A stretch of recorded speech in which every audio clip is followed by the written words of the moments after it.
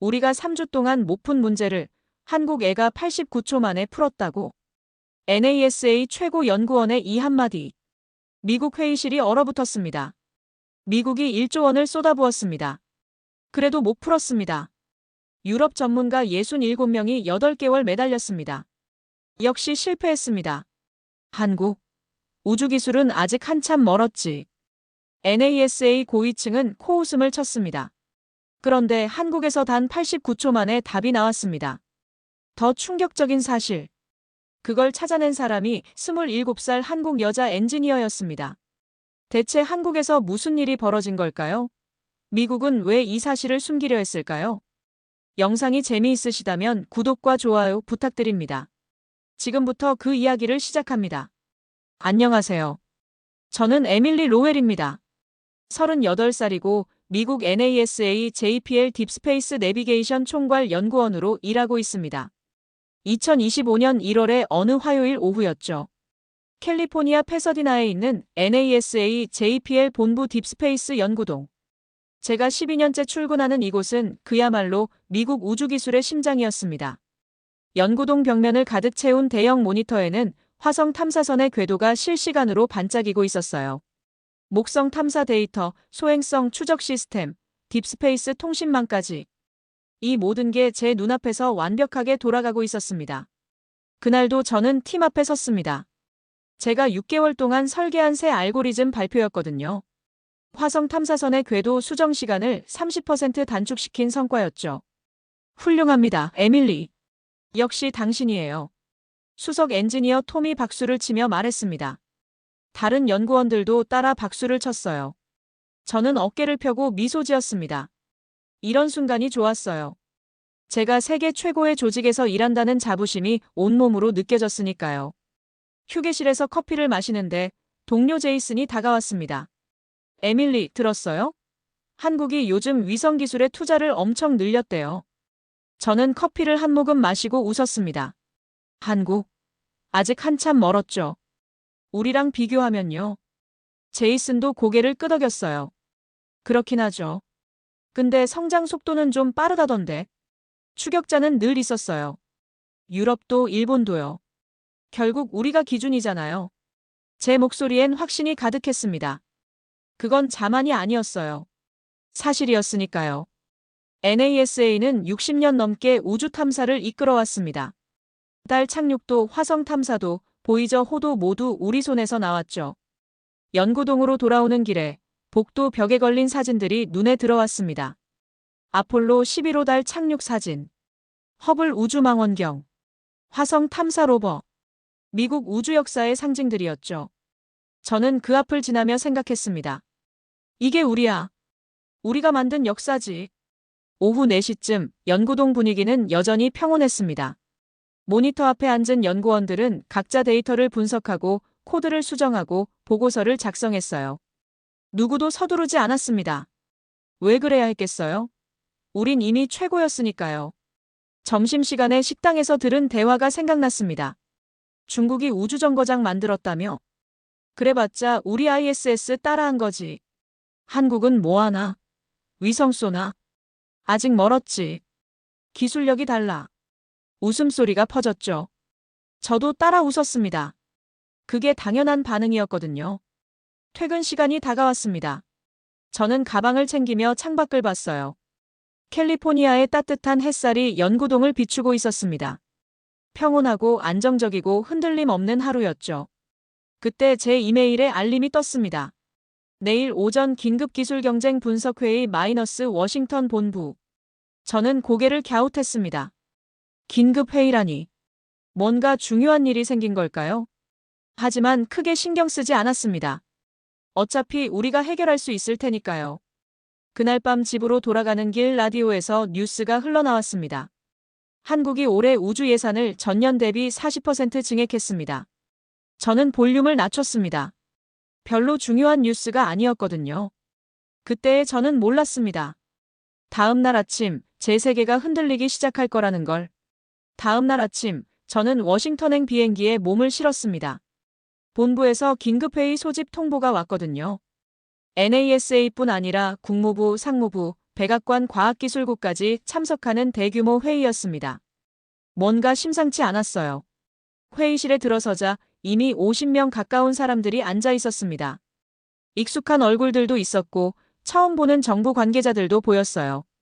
공기가 묘하게 무거웠습니다. 프레젠테이션이 시작됐습니다. 기술경쟁 분석팀 책임자가 앞으로 나왔어요. 최근 6개월간의 글로벌 우주기술 동향 보고입니다. 대형 스크린에 그래프가 하나씩 나타났습니다. 미국, 유럽, 중국, 일본, 그리고 한국. 처음엔 별다를 게 없어 보였어요. 그런데 2023년부터 2025년까지의 데이터가 나타나자 회의실이 조용해졌습니다. 한국의 그래프선이 비정상적인 각도로 치솟고 있었거든요. 보시다시피 한국의 AI 위성 기술 지표가 발표자의 목소리가 약간 떨렸습니다. 예상을 크게 벗어난 상승세를 보이고 있습니다. 다음 슬라이드가 넘어갔습니다. 데이터 처리 속도, 실시간 통신 정확도, 센서 융합 기술. 모든 항목에서 한국의 수치가 가파르게 올라가고 있었어요. 이건 우리 예측 모델이 틀린 건가? 누군가 중얼거렸습니다. 발표자가 고개를 저었어요. 아닙니다. 데이터는 정확합니다. 문제는 그가 숨을 들이켰습니다. 우리가 한국을 과소평가했을 가능성이 있다는 겁니다. 회의실이 술렁였어요. 저는 팔짱을 끼고 스크린을 바라봤습니다. 뭔가 잘못됐다는 생각이 들었거든요. 제 옆에 앉은 제이슨이 작은 목소리로 물었습니다. 에밀리, 우린 정말 최고가 맞는 걸까요? 그 말이 제 귓가에 꽂혔습니다. 저는 고개를 돌려 제이슨을 봤어요. 그의 얼굴엔 의심이 어려 있었습니다. 평소엔 볼 수 없던 표정이었죠. 무슨 소리예요? 당연하죠. 제 대답은 자동적이었습니다. 하지만 목소리에 확신이 덜 실렸어요. 스스로도 느낄 수 있었습니다. 다음 슬라이드가 더 충격적이었습니다. 한국의 군집이성 제어 기술 발전 속도. 우리가 3년 걸릴 거라 예측한 기술을 18개월 만에 완성했다는 보고였어요. 이게 가능한 건가? 앞쪽에 앉은 NASA 고위 관계자가 물었습니다. 데이터상으로는 가능합니다. 발표자의 대답이었습니다. 저는 화면을 뚫어지게 봤습니다. 그래프의 기울기가 제 마음 깊은 곳을 건드렸어요. 뭔가 불편한 느낌이었습니다. 12년 동안 NASA에서 일하면서 저는 늘 확신 속에 살았어요. 우리가 최고라는 확신. 다른 나라들은 우릴 따라오는 존재라는 확신. 그런데 지금 제 눈앞의 데이터는 다른 이야기를 하고 있었습니다. 회의가 끝나고 복도에서 사람들이 모여 수군거렸습니다. 설마 데이터 오류 아닐까? 아니야, 3번 검증했대. 한국이 정말 이렇게 빨리? 저는 그 옆을 지나치며 주먹을 쥐었습니다. 인정하고 싶지 않았어요. 아니, 인정할 수 없었습니다. 하지만 머릿속에서 제이슨의 질문이 계속 맴돌았습니다. 우리는 정말 최고가 맞는 걸까? 그날 오후, 저는 혼자 자료를 다시 봤습니다. 한국의 우주기술 투자 현황, 연구 인력 증가율, 논문 발표 건수. 숫자들이 거짓말을 하지 않았어요. 뭔가 변하고 있었습니다. 그것도 우리가 모르는 사이에. 저는 창밖을 봤습니다. 워싱턴의 하늘은 흐렸어요. 가슴 한쪽이 무거워졌습니다.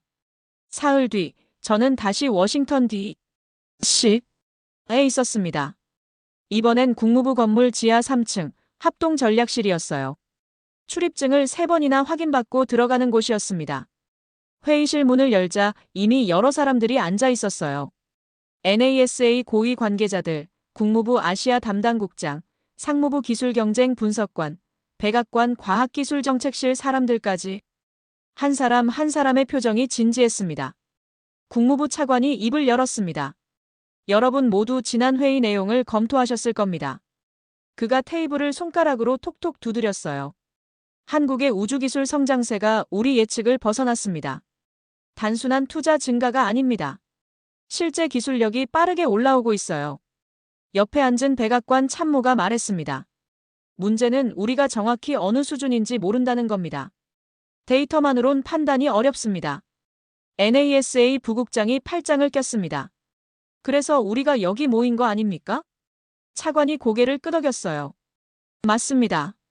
그래서 결정했습니다. 그가 우리를 둘러봤습니다.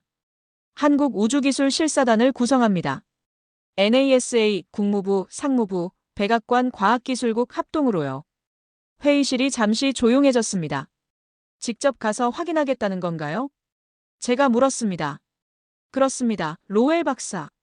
차관이 저를 봤어요. 당신이 실사단의 기술 검증 책임자입니다. 심장이 쿵 내려앉았습니다. 저요? NASA JPL에서 가장 뛰어난 딥스페이스 전문가지 않습니까? 당신만큼 적임자가 없습니다. 저는 숨을 깊이 들이켰습니다. 자부심과 동시에 설명할 수 없는 긴장감이 밀려왔어요. 언제 출발합니까? 2주 뒤입니다. 한국 측과 일정을 조율 중입니다. 회의가 끝나고 복도로 나왔을 때 제이슨이 제 옆으로 다가왔습니다. 에밀리, 축하해요. 큰 임무네요. 저는 쓴웃음을 지었습니다. 축하할 일인지 모르겠어요. 왜요? 미국을 대표하는 거잖아요. 그게 문제예요. 저는 목소리를 낮췄습니다. 만약에 한국이 정말 우리보다 앞선 부분이 있다면? 제이슨은 잠시 말이 없었습니다. 그럴 리 없죠. 그가 말했지만 목소리엔 확신이 없었어요. 다음 날부터 준비가 시작됐습니다. 브리핑 자료, 기술 체크리스트, 평가 기준표. 산더미 같은 문서들이 제 책상에 쌓였어요. 밤늦게까지 자료를 검토하면서 저는 한국에 대해 알아갔습니다. 한국항공우주연구원, 누리호 발사 성공, 달 탐사 계획. 생각보다 많은 걸 이뤄냈더군요. 하지만 제 마음 한쪽엔 여전히 의심이 남아 있었습니다. 그래도 우리가 훨씬 앞서 있어. 60년 역사가 어디 가겠어? 출발 전날 밤, 저는 짐을 싸며 거울을 봤습니다. 에밀리 로웰, 38살. NASA JPL 총괄연구원. 미국 우주기술의 우위를 검증하러 가는 사람. 거울 속 제 눈빛이 복잡했습니다. 자신감과 불안이 뒤섞여 있었어요. 2025년 2월 15일 오전 11시. 대한항공 여객기가 인천국제공항 활주로에 착륙했습니다. 저는 창밖을 내다봤어요. 회색빛 하늘 아래 거대한 공항 건물이 보였습니다. 미국 대표단 12명이 함께 탑승했고 모두들 피곤한 얼굴로 짐을 챙기고 있었어요. 비행기에서 내려 입국장으로 걸어가는데 뭔가 이상했습니다. 사람이 엄청 많았는데도 줄이 빠르게 움직였어요. 저기 봐요. 제이슨이 제 팔을 톡 쳤습니다. 입국 심사대 위에 AI 얼굴 인식 시스템이 돌아가고 있었어요. 사람들이 그냥 걸어가기만 해도 자동으로 신원이 확인됐습니다. 멈춰 서는 사람이 거의 없었어요. 저건 베타 테스트 아니었나요? 제가 중얼거렸습니다. 미국 공항에서도 비슷한 시스템을 시범 운영 중이었거든요. 그런데 여긴 이미 완전히 상용화돼 있었습니다. 입국 심사를 마치고 짐을 찾는 곳으로 갔습니다. 거기서 또 놀랐어요. 컨베이어 벨트 위 모니터에 각 가방의 위치가 실시간으로 표시됐습니다. 귀하의 짐이 3분 후 도착합니다라는 문구와 함께요. 이거 GPS 추적인가? 대표단 중 한 명이 물었습니다. RFID랑 AI 예측 시스템 조합인 것 같은데요. 제가 대답했습니다. 기술자로서 한눈에 알아볼 수 있었어요.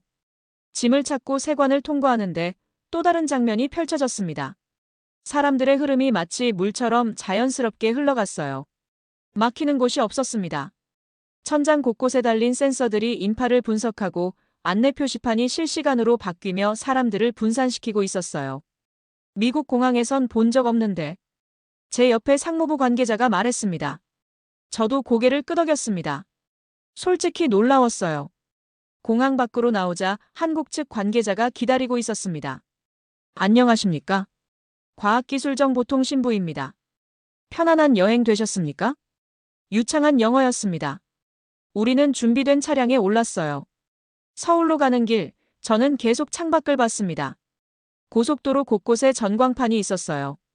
교통 상황, 날씨, 사고 정보가 실시간으로 업데이트됐습니다.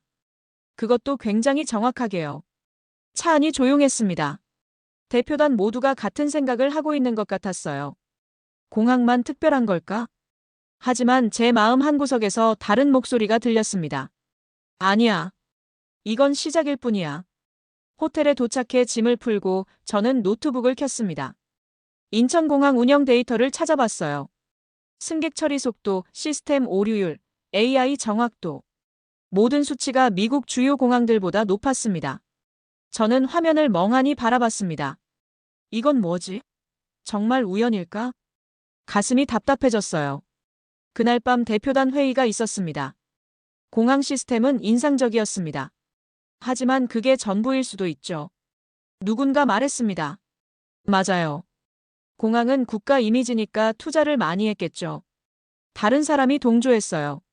하지만 제이슨이 조용히 말했습니다. 그래도 저희가 베타 테스트 중인 기술이 여긴 이미 상용화됐어요. 회의실이 잠시 조용해졌습니다. 저는 아무 말도 하지 않았어요. 할 말이 없었거든요. 그날 밤 침대에 누워서도 잠이 오지 않았습니다. 인천공항의 장면들이 계속 떠올랐어요. 처음으로 이런 생각이 들었습니다. 혹시 내가 틀렸던 걸까? 다음 날 아침 대표단은 세종시로 이동했습니다. 차 안 분위기가 어제와 달랐어요. 모두가 조용했습니다. 어제 공항은 좀 놀라웠죠? 제이슨이 조심스럽게 말을 꺼냈습니다. 공항 하나 잘 만들었다고 뭐가 대단한 건가요? 앞좌석의 NASA 관계자가 퉁명스럽게 대답했습니다. 하지만 시스템 통합 수준이 그냥 돈 많이 쓴 거예요. 우리도 예산만 있으면 할 수 있어요. 저는 입을 다물고 창밖을 봤습니다. 도로 옆 전광판에 실시간 교통정보가 떴어요. 5km 앞 정체 구간, 우회도로 안내, 예상 도착 시간까지. 이것도 돈만의 문제일까? 의문이 들었습니다. 점심시간 휴게소에 들렀습니다. 화장실에서 나오는데 손 씻는 곳에 스크린이 있었어요. 물 온도, 비누 양, 건조 시간까지 자동 조절됐습니다. 화장실까지. 저는 혼자 중얼거렸습니다. 차로 돌아와 노트북을 켰어요. 한국의 스마트시티 데이터를 찾아봤습니다. 세종, 부산, 송도. 각 도시의 IoT 센서 밀도, 데이터 처리 속도, 시스템 안정성. 숫자들이 예상보다 훨씬 높았어요. 에밀리, 뭘 그렇게 집중해서 봐요? 제이슨이 물었습니다. 한국 스마트시티 데이터요. 어때요? 저는 화면을 그에게 보여줬습니다. 꽤 높네요. 제이슨의 목소리가 작아졌어요. 앞좌석에서 다른 대표가 돌아봤습니다. 뭐가 높은데요? IoT 센서 밀도가 평방킬로미터당 2,300개예요. 뉴욕이 1,500개거든요. 제 말에 그 사람이 코웃음을 쳤습니다. 센서 많이 달았다고 기술력인가요? 중요한 건 데이터 처리 능력이죠. 그것도 우리보다 빠릅니다. 제가 화면을 가리켰어요. 실시간 처리 속도가 평균 0.2초예요. 우리 주요 도시는 0.3초고요. 차 안이 조용해졌습니다. 데이터 오류 아닐까요? 누군가 말했지만 목소리에 확신이 없었어요. 저는 노트북을 덮었습니다. 머리가 복잡했어요. 인정해야 하나? 아니면 더 확인해야 하나? 두 가지 감정이 싸우고 있었습니다. 한쪽에선 과학자로서의 객관성이 말했어요. 데이터는 거짓말하지 않아. 다른 한쪽에선 자존심이 반박했습니다. 아직 본 게 없잖아. 실제 기술을 봐야지. 세종시에 도착했습니다. 과학기술정보통신부 건물 앞에 섰을 때 저는 깊게 숨을 들이켰어요. 이제 진짜가 시작이야. 건물 로비에 들어서자 벽면 전체가 스크린이었습니다. 한국의 과학기술 성과들이 흘러가고 있었어요. 반도체, 배터리, 오직 AI, 우주기술. 과시하는 건가? 그런 생각이 들었지만 한편으론 인정할 수밖에 없었습니다. 저 모든 분야에서 한국이 상위권이라는 걸요. 안내를 받아 회의실로 들어갔습니다. 한국 측 관계자들이 기다리고 있었어요. 배경훈 장관이 일어나 악수를 청했습니다. 환영합니다. 먼 길 오시느라 고생하셨습니다. 초대해 주셔서 감사합니다. 우리 단장이 대답했어요. 자리에 앉았습니다. 테이블 양쪽에 미국 대표단과 한국 관계자들이 마주봤어요. 배 장관이 입을 열었습니다. 여러분께 저희 기술을 솔직하게 보여드리겠습니다. 숨길 것도 과장할 것도 없습니다. 그의 목소리는 차분했어요. 과시도 긴장도 없었습니다. 저는 그 태도가 더 신경 쓰였어요. 자신감인가? 아니면 정말 보여줄 게 있는 건가? 회의가 시작됐습니다. 내일부터의 일정 설명이 이어졌어요. 대전 한국항공우주연구원 방문, 기술 시연, 연구시설 투어. 저는 수첩에 메모하면서 생각했습니다. 내일이면 알게 되겠지. 진짜 실력이 뭔지. 그날 밤 호텔방에서 저는 창밖을 봤습니다. 세종시의 야경이 펼쳐져 있었어요. 건물마다 불이 켜져 있었고 도로엔 질서정연하게 차들이 움직였습니다. 제 마음속에서 두 목소리가 계속 싸웠어요. 아직 판단할 때가 아니야. 하지만 이미 뭔가 다르잖아. 저는 주먹을 쥐었습니다. 내일이면 답을 알게 될 겁니다. 다음 날 아침 8시, 우리는 대전으로 향했습니다. 차창 밖으로 한국의 풍경이 스쳐 지나갔어요. 고속도로 곳곳에 센서와 카메라가 보였습니다. 단순한 CCTV가 아니었어요. 교통 흐름을 분석하는 AI 시스템이었죠. 저것 좀 보세요. 제이슨이 창밖을 가리켰습니다. 도로 위 전광판이 실시간으로 바뀌고 있었어요. 10km 앞 사고, 5km 앞 공사, 우회로 안내. 정보가 끊임없이 업데이트됐습니다. 단순한 교통정보가 아니네요. 제가 말했습니다. 무슨 뜻이죠? 예측 알고리즘이에요.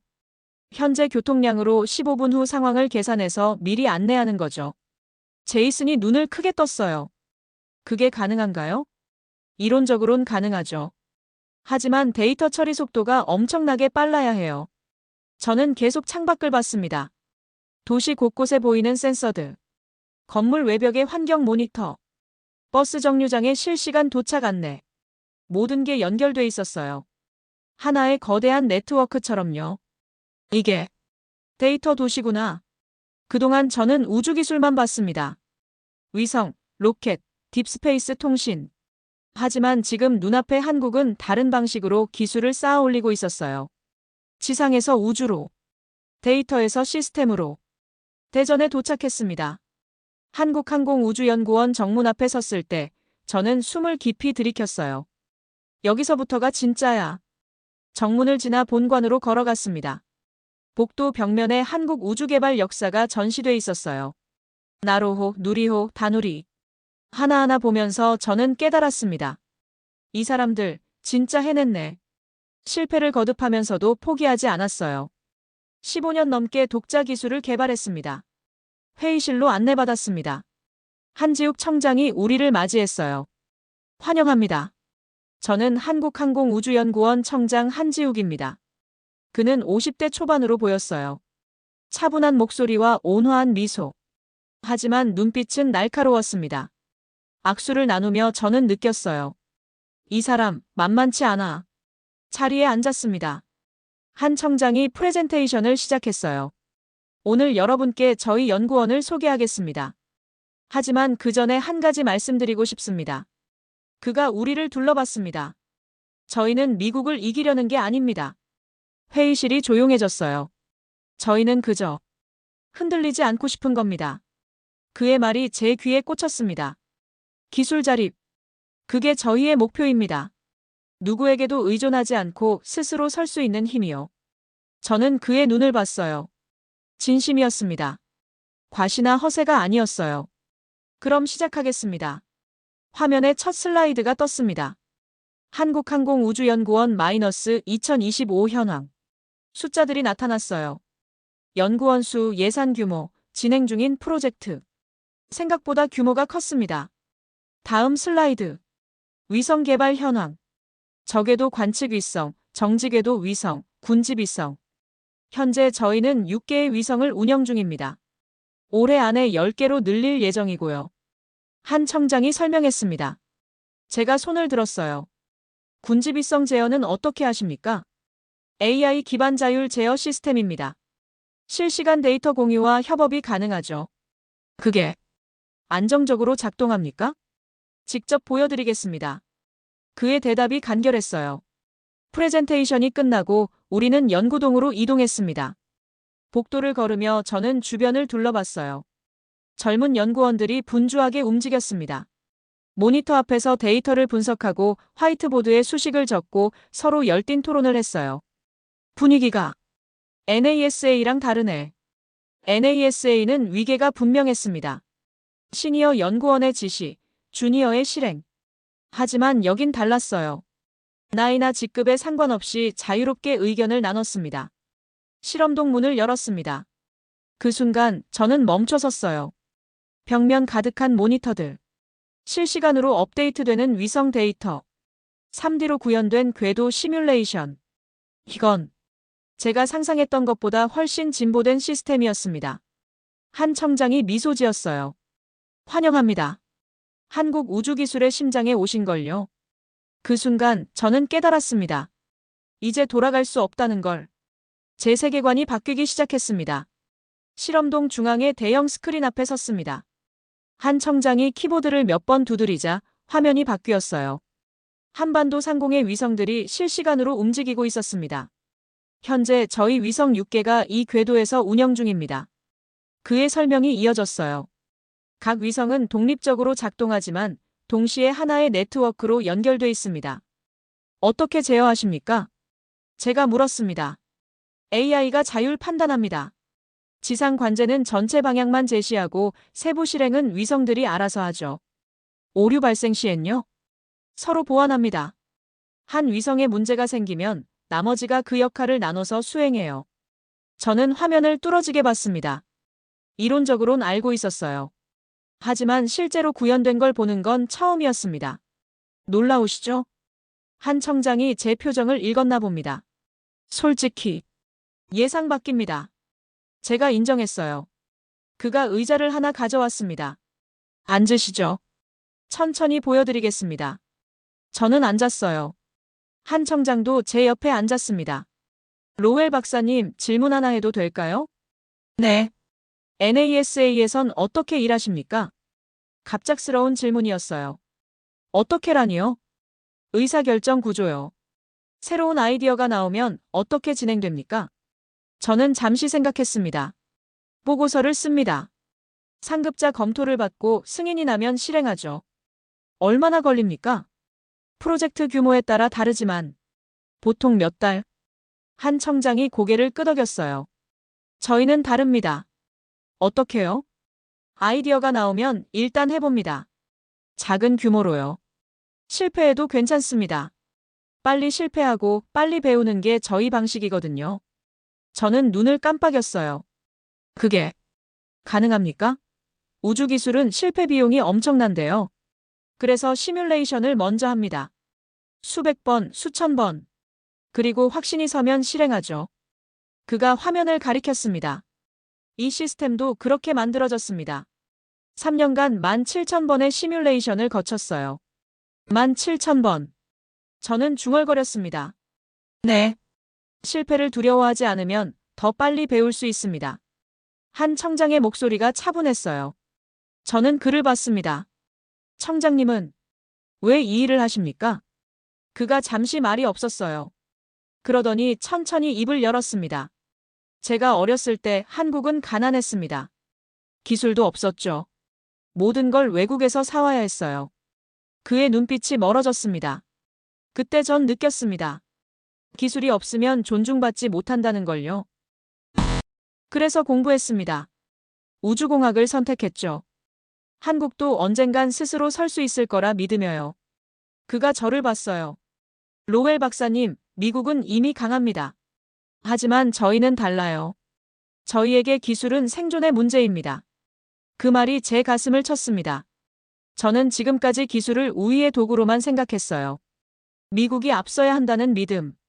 하지만 한 청장에게 기술은 다른 의미였습니다. 자립, 존중, 존엄, 패권이 아니라 자립이군요. 제가 중얼거렸어요. 한 청장이 미소 지었습니다. 맞습니다. 저희는 미국을 이기려는 게 아닙니다. 그저 누구에게도 휘둘리지 않을 힘을 갖고 싶은 거죠. 저는 화면을 다시 봤습니다. 움직이는 위성들이 달리 보였어요. 이건 단순한 기술이 아니었습니다. 한 나라의 의지였어요. 이해가 가기 시작합니다. 제가 말했습니다. 한 청장이 제 어깨를 가볍게 두드렸어요. 천천히 보시면 됩니다. 저희에겐 숨길 게 없으니까요. 그날 오후 저는 많은 걸 봤습니다. 위성 제어실, 데이터 분석실, 시뮬레이션 센터. 하지만 가장 인상 깊었던 건 한 청장의 말이었어요. 기술은 패권이 아니라 존중을 위한 것입니다. 그 말이 계속 제 머릿속을 맴돌았습니다. 다음 날 오전, 본격적인 기술 시연이 시작됐습니다. 대전 KASA 실험동 2층. 창문 없는 거대한 공간이었어요. 벽면 전체가 모니터로 덮여 있었고 중앙엔 10여 명의 한국 연구원들이 각자 컴퓨터 앞에 앉아 있었습니다. 한 청장이 우리를 안내했어요. 오늘은 실제 작동 중인 시스템을 보여드리겠습니다. 대형 스크린에 한반도 지도가 떴습니다. 상공에 6개의 점이 움직이고 있었어요. 현재 운영 중인 저궤도 관측 위성들입니다. 한 청장이 설명했습니다. 지금부터 군집 기동 시연을 하겠습니다. 그가 한 연구원에게 고개를 끄덕였어요. 20대 후반으로 보이는 여성 연구원이 키보드를 두드렸습니다. 목표 지점 설정. 서해 북방 한계선 인근. 화면의 위성들이 움직이기 시작했어요. 하나가 아니었습니다. 6개 모두가 동시에요. 각 위성이 자율적으로 최적 경로를 계산합니다. 한 연구원이 설명했어요. 충돌 회피, 연료 효율, 관측 각도까지 고려해서요. 저는 화면에 집중했습니다. 위성들의 궤도가 실시간으로 조정됐어요. 마치 새떼처럼 자연스럽게 움직였습니다. 소요 시간은? 제가 물었어요. 4분 20초 후 목표 지점 도착합니다. 정확한 대답이 돌아왔습니다. 제 옆에 제이슨이 작은 소리로 말했어요. 우리 시스템은 8분 걸리는데. 저도 알고 있었습니다. NASA의 군집 위성 제어는 지상 명령을 기다려야 했거든요. 4분 20초가 지났습니다. 도착 완료. 관측 모드 전환. 화면이 바뀌었어요. 서해 상공의 고해상도 영상이 나타났습니다. 저건 실시간입니까? 대표단 중 한 명이 물었어요. 네. 3초 지연입니다. 3초. 우리 시스템은 15초 지연이었어요. 회의실이 조용해졌습니다. 다음 시연이 시작됐어요. 이번엔 데이터 융합입니다. 한 청장이 말했습니다. 6개 위성의 관측 데이터를 실시간으로 통합해서 입체 영상을 만듭니다. 화면에 3D 지형이 나타났어요. 산, 건물, 도로까지 선명했습니다. 해상도가. 제가 중얼거렸어요. 2m급입니다. 한 연구원이 대답했습니다. 실시간으로요? 네. 저는 숨을 멈췄습니다. NASA도 비슷한 기술을 개발 중이었어요. 하지만 아직 테스트 단계였습니다. 그런데 여긴 이미 실전 운용 중이었어요. 점심시간이 됐습니다. 구내 식당으로 이동하는 길, 저는 한 청장과 나란히 걸었어요. 솔직히 말씀드려도 될까요? 제가 물었습니다. 물론입니다. 놀랐습니다. 예상보다 훨씬 앞서 있으시네요. 한 청장이 미소 지었어요. 과찬이십니다. 아닙니다. 진심입니다. 식당에 앉아 밥을 먹으며 저는 주변을 봤어요. 젊은 연구원들이 활기차게 대화하고 있었습니다. 누군가는 태블릿으로 데이터를 보며 토론했고 다른 팀은 화이트보드에 수식을 그려가며 문제를 풀고 있었어요. 분위기가 좋네요. 제이슨이 말했습니다. 자유로운 분위기를 지향합니다. 한 청장이 대답했어요. 직급보다 아이디어가 중요하니까요. 오후 시연은 더 인상적이었습니다. AI 기반 위성 고장 진단 시스템. 연구원 한 명이 일부러 오류 신호를 입력했어요. 위성 3호, 자세 제어 이상 발생. 화면에 경고등이 켜졌습니다. 그 순간 AI가 작동했어요.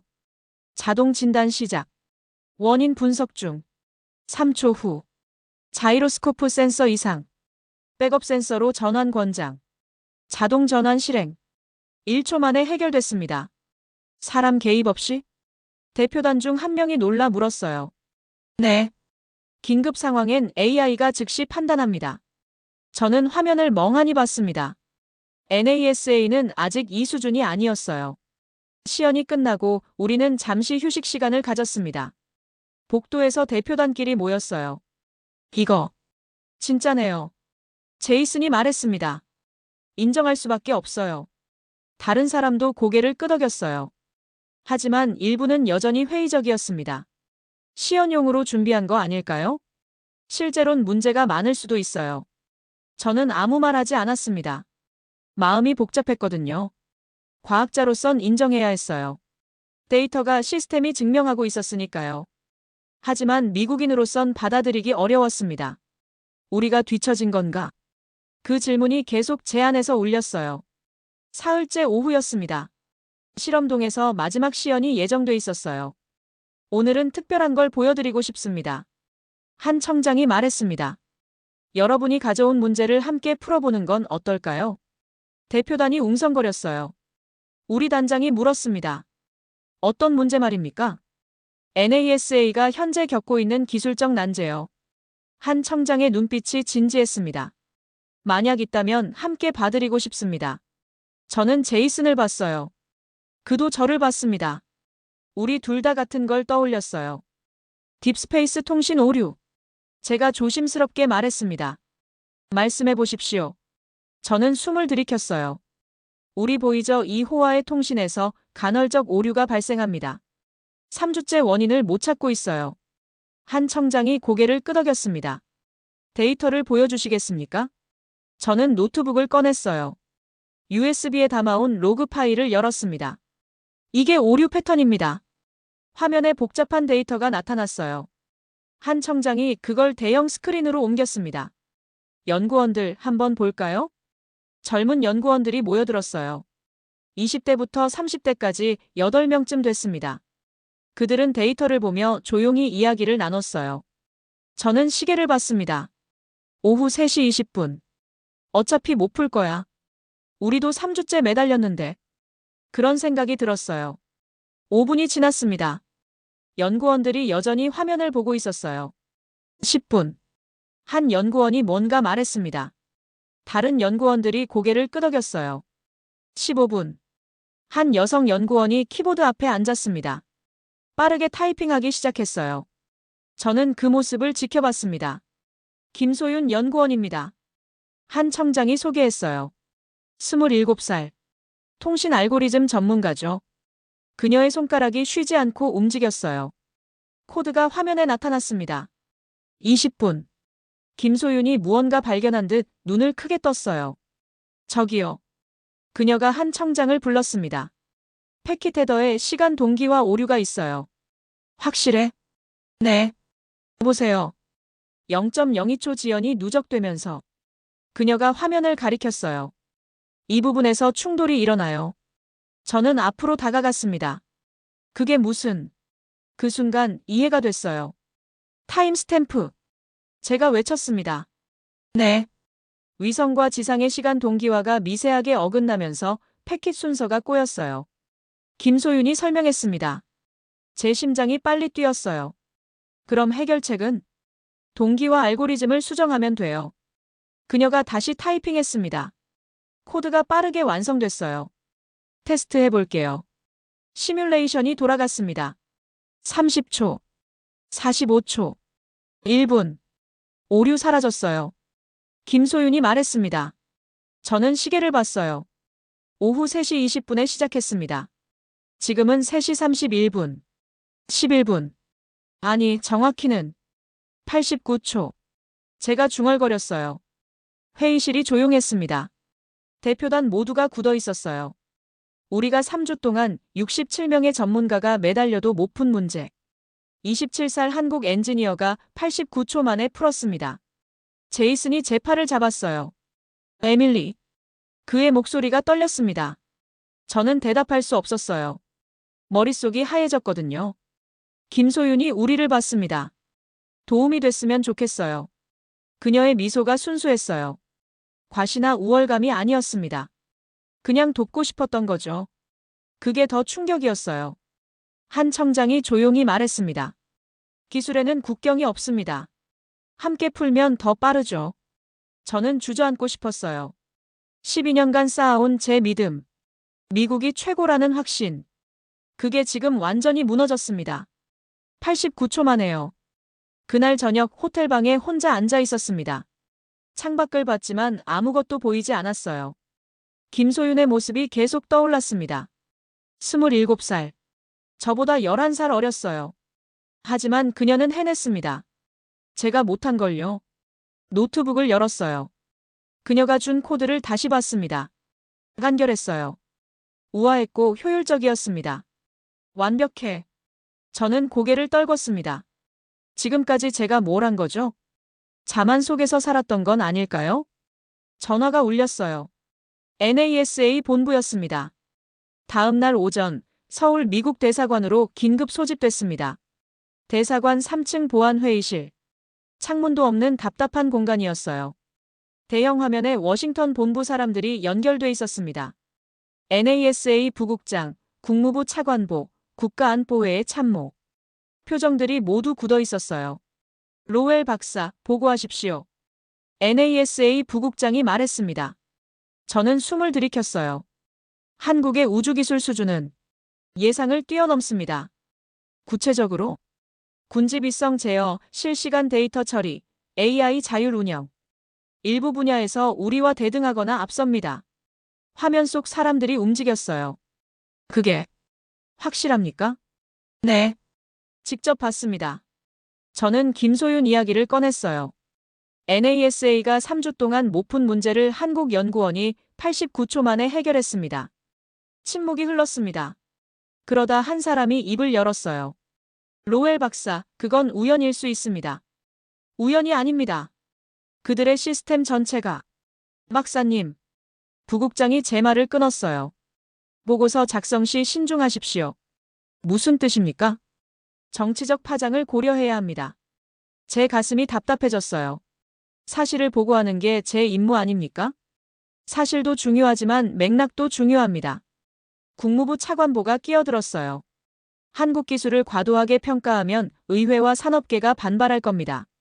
하지만 제가 본 건, 박사님이 본 건 일부입니다. 부국장의 목소리가 차가웠어요. 전체 그림을 보십시오. 미국의 기술 우위는 국가 안보와 직결됩니다. 저는 주먹을 쥐었어요. 그래서 거짓말하라는 겁니까? 거짓말이 아닙니다. 균형 잡힌 평가를 하라는 겁니다. 회의가 끝나고 저는 복도에 주저앉았어요. 머리가 터질 것 같았습니다. 제이슨이 다가왔어요. 에밀리, 괜찮아요? 괜찮을 리가 없죠. 저는 얼굴을 감쌌습니다. 본부에서 압박하는군요. 제이슨이 조용히 말했습니다. 네. 어떻게 할 거예요? 저는 대답할 수 없었어요. 그날 오후 대표단 내부 회의가 있었습니다. 의견이 둘로 갈렸어요. 사실대로 보고해야 합니다. 제이슨이 말했습니다. 우리가 본 건 분명했어요. 하지만 다른 사람들이 반대했어요. 한국이 잘한다고 해서 미국이 뒤처진 건 아닙니다. 일부 성과를 과대평가하면 안 됩니다. 저는 가만히 앉아 있었어요. 두 목소리가 제 안에서도 싸우고 있었거든요. 과학자의 양심, 조직의 압박. 회의가 끝난 밤 호텔방에 혼자 있었습니다. 노트북 앞에 앉았어요. 두 개의 파일이 열려 있었습니다. 하나는 제가 본 사실을 담은 초안. 다른 하나는 본부가 원하는 방향의 초안. 손가락이 키보드 위에서 멈췄어요. 어느 걸 선택하지? 전화가 울렸습니다. 부국장이었어요. 로웰 박사 생각 정리됐습니까? 아직. 서둘러 주십시오. 내일까지 초안이 필요합니다. 하지만 박사님도 아시잖습니까? 이게 단순한 보고서가 아니란걸요. 전화가 끊겼어요. 저는 창밖을 봤습니다. 서울의 야경이 빛나고 있었어요. 저 어딘가에 김소윤이 있을 겁니다. 89초 만에 문제를 푼 그녀. 한 청장도 있겠죠. 기술은 패권이 아니라 존중을 위한 것이라 말했던 그 사람. 저는 눈을 감았습니다. 12년간 NASA에서 일했어요. 자부심을 갖고 최고라 믿으며 살았습니다. 하지만 지금은 뭔가요? 정치의 도구가 되라는 건가요? 주먹으로 책상을 쳤어요. 난 과학자야. 중얼거렸지만 목소리엔 확신이 없었습니다. 새벽 2시. 저는 여전히 노트북 앞에 앉아 있었습니다. 화면에는 두 개의 보고서 초안. 하나는 진실. 다른 하나는 왜곡. 손가락이 키보드 위에서 떨렸어요. 책상 옆엔 본부에서 보낸 메시지들이 쌓여 있었습니다. 균형 잡힌 평가.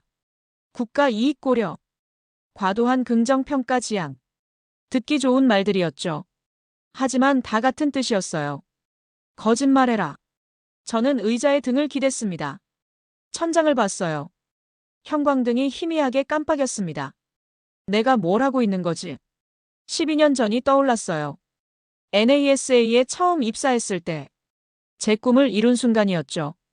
우주를 탐험하고 인류의 지식을 넓히는 일. 그게 제가 원했던 거였어요. 그런데 지금은요? 정치 게임의 말이 돼 있었습니다. 노트북을 닫았어요. 창가로 걸어가 밖을 봤습니다. 서울의 불빛들이 여전히 빛나고 있었어요. 저 도시 어딘가에서 김소윤도 일하고 있을까요? 그녀는 이런 고민 안 할 겁니다. 그냥 문제를 풀 뿐이죠. 순수하게. 눈물이 났어요. 제 뺨을 타고 흘러내렸습니다. 난 과학자가 아니었나 봐. 그동안 제가 한 건 뭐였을까요? 미국의 우월함을 증명하는 일. 다른 나라를 깎아내리는 일. 진실을 찾는 게 아니었어요. 휴대폰이 진동했습니다. 제이슨이었어요. 에밀리, 자요? 아니요. 나도 못 자겠어요. 나올래요? 어디로요? 로비 카페. 10분 후, 저는 호텔 로비에 있었습니다. 제이슨이 커피 2잔을 들고 왔어요. 마셔요. 저는 커피를 받았습니다. 뜨거웠어요. 결정했어요? 제이슨이 물었습니다. 못했어요. 나도 고민 중이에요. 그가 한숨을 쉬었어요. 솔직히 말하면 한국이 대단했어요. 인정할 수밖에 없었죠. 저도요. 하지만 그렇게 쓰면 우리 커리어는 끝이에요. 제이슨의 목소리가 떨렸습니다. 본부가 가만 안 둘 거예요. 저는 커피를 한 모금 마셨어요. 쓴맛이 입안에 퍼졌습니다. 제이슨, 질문 하나 할게요. 뭔데요? 우린 왜 과학자가 됐죠? 그가 잠시 말이 없었어요. 진실을 찾기 위해서요. 맞아요. 진실. 저는 그를 봤습니다. 그런데 지금 우린 뭘 하고 있어요? 제이슨이 고개를 떨궜어요. 모르겠어요, 에밀리. 정말 모르겠어요. 우리는 한동안 말없이 앉아 있었습니다. 새벽 3시가 됐어요. 들어가서 쉬어요. 제이슨이 일어섰습니다. 네. 방으로 돌아왔습니다. 다시 노트북 앞에 앉았어요. 2개의 파일이 여전히 열려 있었습니다. 커서가 깜빡였어요. 선택을 기다리고 있었습니다. 저는 키보드에 손을 올렸습니다. 그리고 멈췄어요. 난 할 수 없어. 어느 쪽도 선택할 수 없었어요. 진실을 쓰면 커리어가 끝납니다. 거짓을 쓰면 제 양심이 죽어요. 저는 책상에 얼굴을 묻었습니다. 도와줘. 중얼거렸지만 아무도 없었어요. 완전한 고립이었습니다. 그때 휴대폰에 메시지가 왔어요. 한지욱 청장이었습니다. 로웰 박사님, 혹시 시간 되시면 잠깐 나오실 수 있으십니까? 한강이 새벽에 참 좋습니다. 새벽 4시. 한강대교 아래 산책로. 차가운 바람이 불었어요. 한지욱 청장이 벤치에 앉아 있었습니다. 손에 커피 2잔을 들고요. 오셨군요. 그가 미소 지으며 커피를 건넸어요. 저는 받아들었습니다. 새벽에 죄송합니다. 제가 말했어요. 아닙니다. 잠 못 이루실 것 같아서요. 그가 강을 바라봤습니다. 저도 따라봤어요. 한강이 어둠 속에서 조용히 흐르고 있었습니다. 힘드시죠? 한 청장이 물었어요. 저는 대답 대신 커피를 마셨습니다. 보고서 때문에 고민이시겠어요. 그의 목소리가 부드러웠어요. 어떻게 아셨어요? 짐작했습니다. 본부에서 압박이 있을 거라고요. 저는 그를 봤어요. 청장님은 이런 적 없으세요? 있죠. 많이요. 그가 쓴웃음을 지었습니다. 한국도 정치가 있습니다. 예산 싸움, 파벌 다툼, 체면 차리기. 그럼 어떻게 하셨어요? 선택했습니다. 뭘요? 기술의 목적이 뭔지 다시 물었어요. 한 청장이 하늘을 올려다봤습니다. 제가 20살 때였어요. 대학 2학년이었죠. 그가 말을 이었어요. 그때 한국은 IMF 위기였습니다. 나라가 부도날 뻔했죠. 전 느꼈어요. 기술이 없으면 흔들린다는 걸요. 돈도 자원도 없으면 누구도 우릴 존중하지 않는다는 걸. 그의 목소리가 낮아졌어요. 그래서 결심했습니다. 기술을 배우자. 우리 힘으로 서자. 저는 그의 얼굴을 봤습니다. 진심이 어려 있었어요. 로웰 박사님. 그가 저를 봤어요. 미국은 이미 강합니다. 기술도 경제도 군사도요. 네. 하지만 저희는 달라요. 저희에게 기술은 생존입니다. 그가 강을 가리켰어요. 이 나라는 작아요. 자원도 없고 땅도 좁죠. 하지만 기술이 있으면 설 수 있어요. 누구에게도 휘둘리지 않고요. 저는 숨을 들이켰습니다. 그게 목적이군요. 맞습니다. 패권이 아니라 자립이에요. 한 청장이 커피를 한 모금 마셨어요. 박사님은 왜 과학자가 되셨습니까? 갑작스러운 질문이었어요. 저는 말이 나오지 않았습니다. 왜 과학자가 됐지?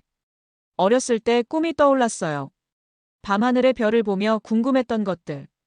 우주가 어떻게 생겼는지, 별은 왜 빛나는지. 진실을 알고 싶어서요. 제가 대답했어요.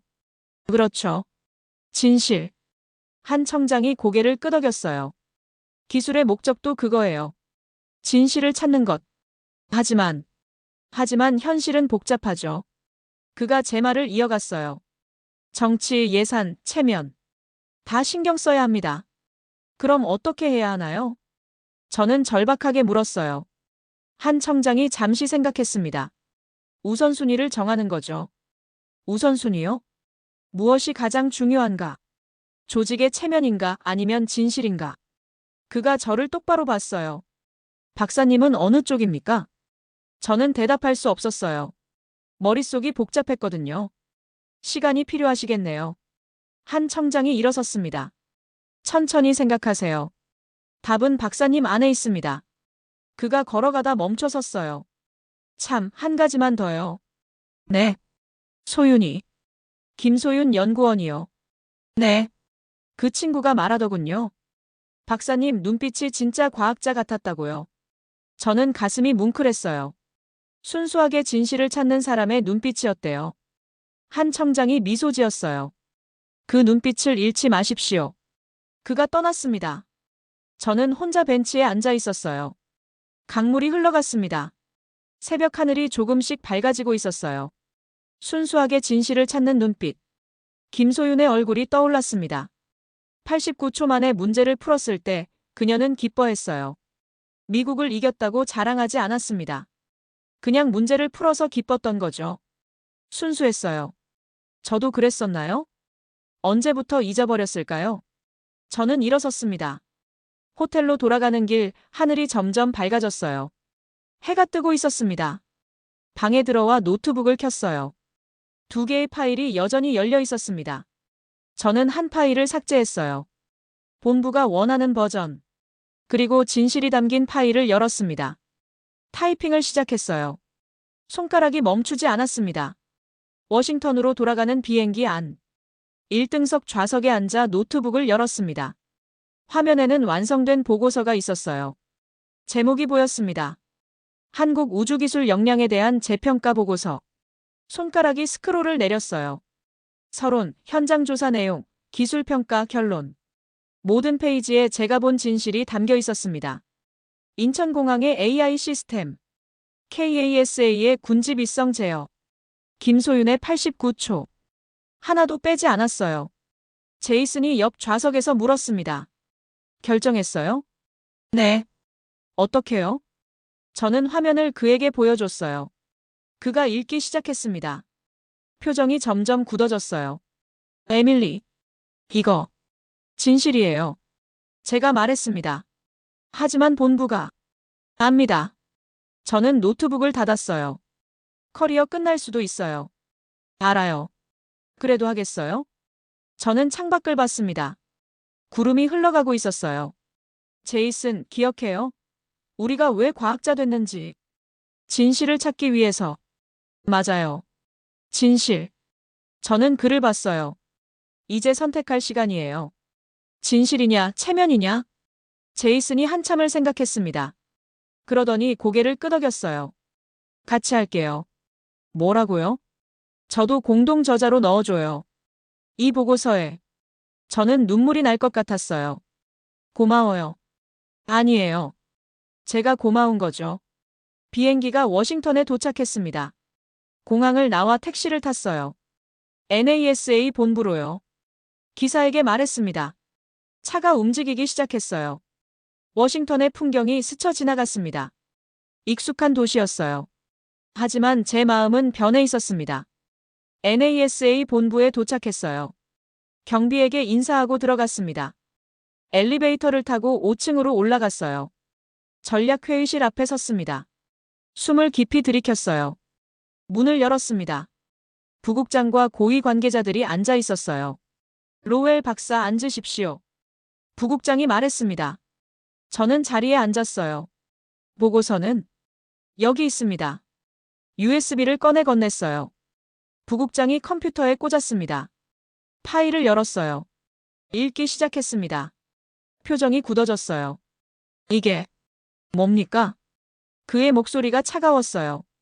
제가 본 사실입니다. 우리가 요청한 방향과 다릅니다. 저는 과학자입니다. 사실을 보고하는 게 제 일이죠. 부국장이 책상을 쳤어요. 박사님, 정신 차리십시오. 정신 차린 겁니다. 저는 침착하게 말했어요. 한국의 기술력은 실제합니다. 일부 분야에서 우리를 앞섰어요. 그렇게 쓰면 어떻게 됩니까? 진실이 밝혀지겠죠. 의회가 난리 날 겁니다. 그럼 우리가 더 열심히 하면 되죠. 제 목소리가 떨리지 않았어요. 회의실이 조용해졌습니다. 부국장이 저를 뚫어지게 봤어요. 박사님, 후회할 겁니다. 후회는 거짓말했을 때 하는 거예요. 저는 일어섰습니다. 보고서는 제출됐습니다. 판단은 여러분 몫이죠. 문을 열고 나왔어요. 복도를 걸어가는데 다리가 후들거렸습니다. 하지만 가슴은 가벼웠어요. 제이슨이 기다리고 있었어요. 어땠어요? 끝났어요. 결과는? 모르겠어요. 하지만 저는 미소 지었어요. 후회는 안 해요. 우리는 건물을 나왔습니다. 워싱턴의 하늘이 푸르렀어요. 12년 만에 처음으로 저는 자유로웠습니다. 3주가 지났습니다. 제 보고서는 NASA 내부를 뒤흔들었어요. 찬반이 격렬하게 갈렸습니다. 일부는 제가 과장했다고 비난했어요. 하지만 데이터를 반박할 수는 없었습니다. 결국 청문회가 열렸어요. 의회 과학기술위원회 앞에 섰습니다. 로웰 박사, 보고서 내용이 사실입니까? 위원장이 물었어요. 네. 모두 제가 직접 확인한 사실입니다. 한국이 정말 우리를 앞섰습니까? 일부 분야에서는 그렇습니다. 웅성거림이 일었어요. 구체적으로 말해 주십시오. 저는 자료를 펼쳤습니다. 군집이성 자율 제어. 한국은 4분 내로 재배치가 가능합니다. 우리는 8분 걸립니다. 실시간 데이터 처리. 한국은 0.2초, 우리는 0.3초입니다. 통신 오류 진단. NASA가 3주 걸린 문제를 한국은 89초 만에 해결했습니다. 회의장이 조용해졌어요. 박사님 의견은 뭡니까? 위원장이 물었습니다. 우리가 뒤처졌다는 겁니까? 저는 고개를 저었어요. 아닙니다. 우리는 여전히 강합니다. 그럼. 하지만 혼자가 아닙니다. 한국도 강해졌어요. 저는 숨을 들이켰어요. 그리고 그건 위협이 아니라 기회입니다. 기회요? 네. 협력의 기회입니다. 그 말에 회의장이 술렁였어요. 경쟁보다 협력이 더 빠릅니다. 한국의 민첩성과 우리의 경험을 합치면. 저는 자료를 보여줬어요. 우주 탐사가 10년은 빨라질 겁니다. 청문회가 끝났어요. 복도로 나오는데 기자들이 몰려들었습니다.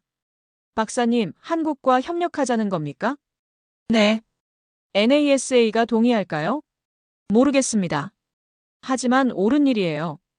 그날 밤 뉴스에 제가 나왔어요. NASA 연구원 한미 우주협력 제안. 여론이 들끓었습니다. 찬성과 반대가 팽팽했어요. 한 달 후 백악관에서 회의가 열렸습니다. 대통령 참모들, NASA 국장, 국무장관. 저도 참석했어요.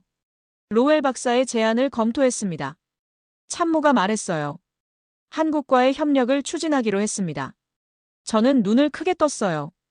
정말입니까? 네. 다만 조건이 있습니다. 뭔데요? 박사님이 협력 프로젝트 책임자를 맡아주십시오. 저는 말을 잃었어요. 석 달 후. 서울 코엑스에서 한미 공동 우주기술 포럼이 열렸습니다. 무대 위에 섰어요.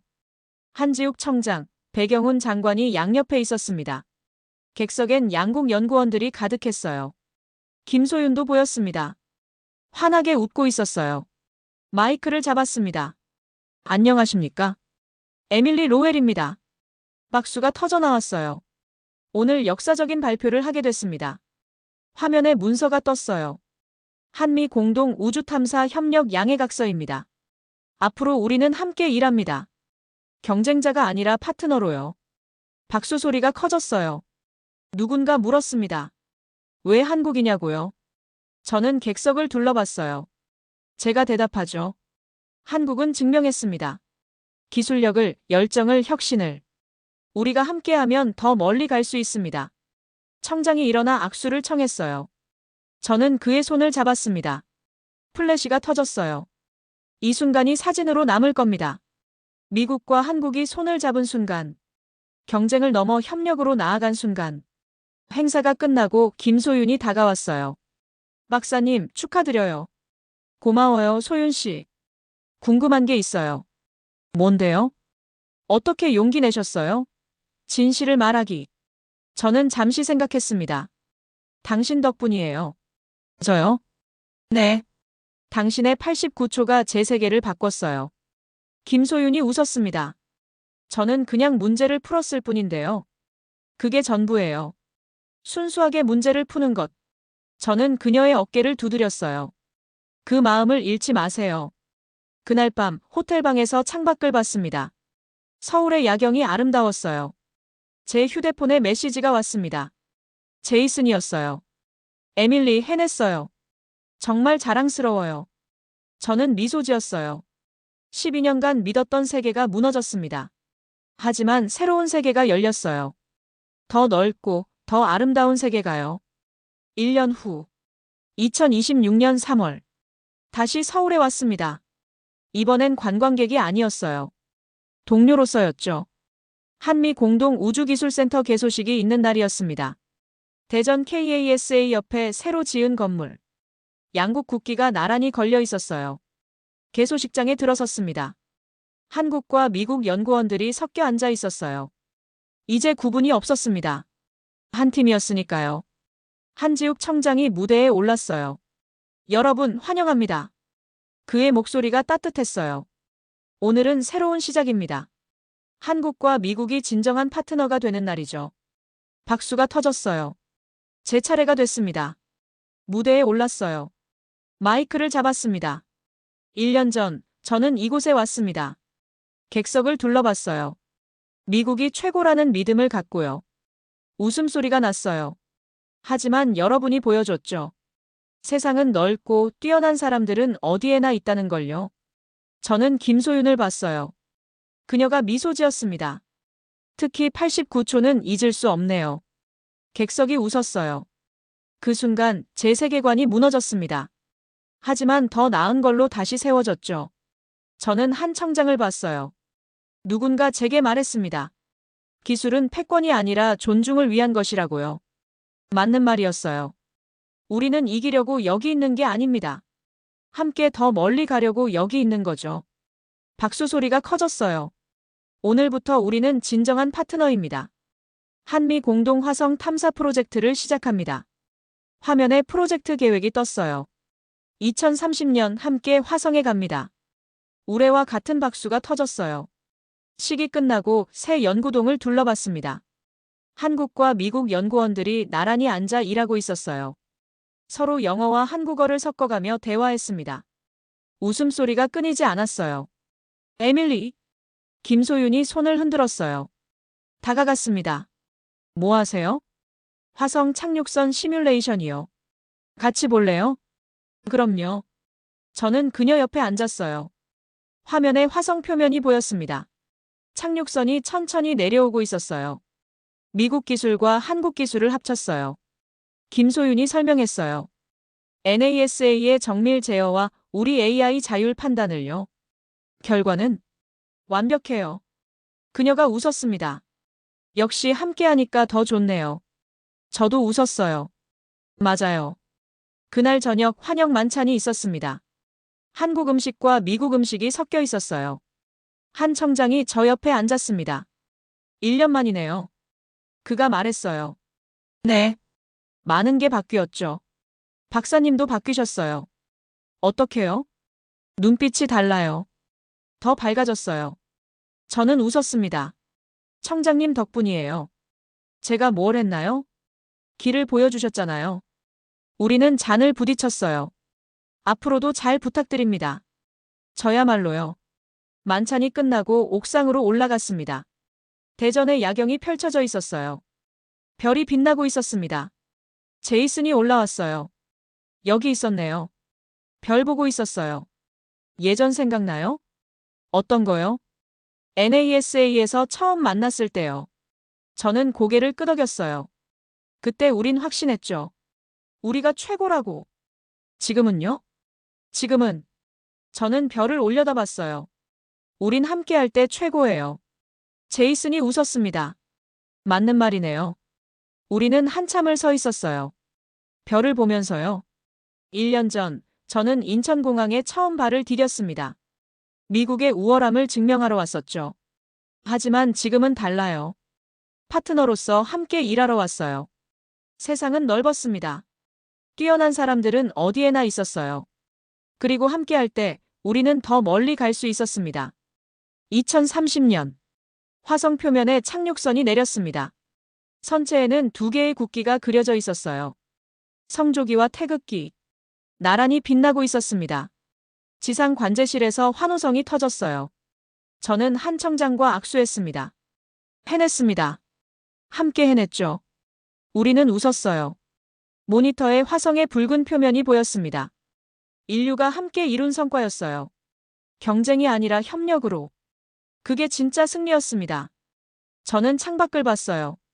지구가 푸르게 빛나고 있었습니다.